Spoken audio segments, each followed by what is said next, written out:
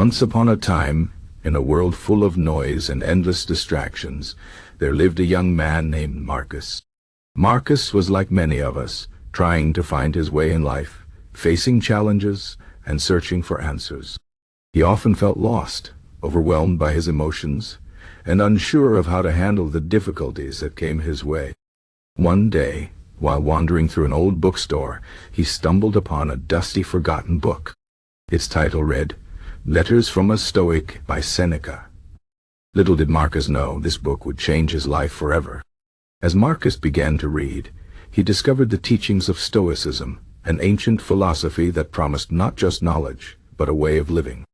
At first, the ideas seemed simple, almost too simple.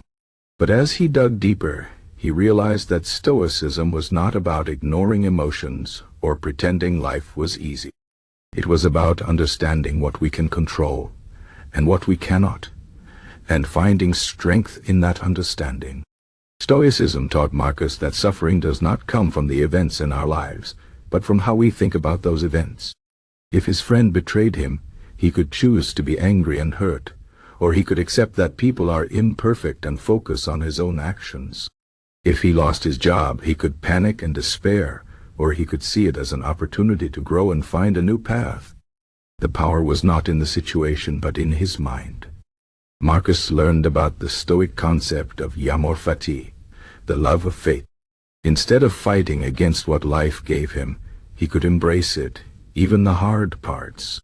This did not mean he had to like suffering, but he could accept it as part of the journey. The Stoics believed that obstacles were not roadblocks, but stepping stones.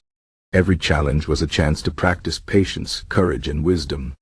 One of the most powerful tools Marcus discovered was the practice of negative visualization. The Stoics advised imagining the worst-case scenario, not to fear it, but to prepare for it. What if he lost everything? What if he became sick? By facing these thoughts, he realized that he could survive even the darkest moments. And strangely, this made him feel stronger, not weaker. He no longer feared misfortune because he knew he could endure it. Another lesson was about desire. Society often tells us to chase more money, more fame, more possessions. But the Stoics taught that true happiness comes from within. Marcus began to ask himself, I really need this? And he realized that many of his wants were just habits, not necessities. By letting go of endless desires, he felt lighter, freer. Time was another important theme. The Stoics reminded Marcus that life is short and unpredictable. Instead of wasting days worrying about the future or regretting the past, he learned to focus on the present. Today was the only day he could control.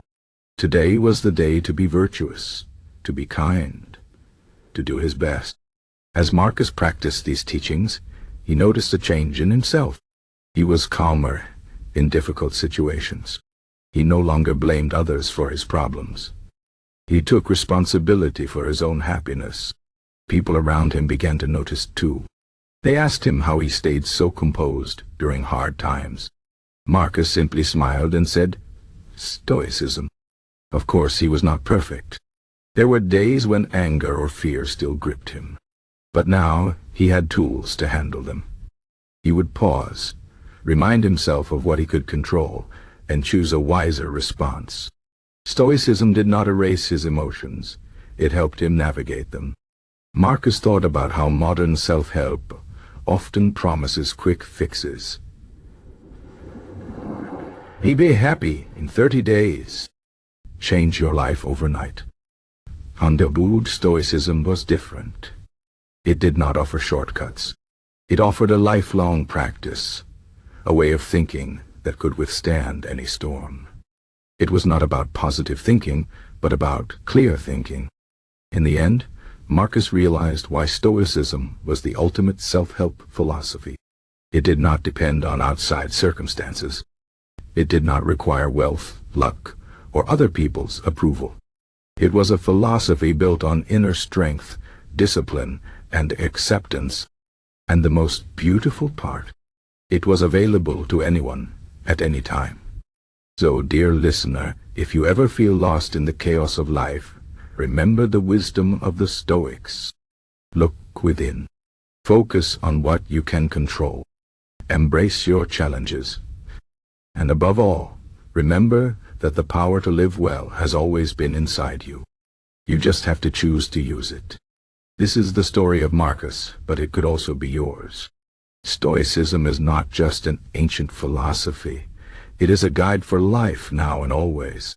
And perhaps, like Marcus, you too will find that the answers you seek have been waiting for you all along.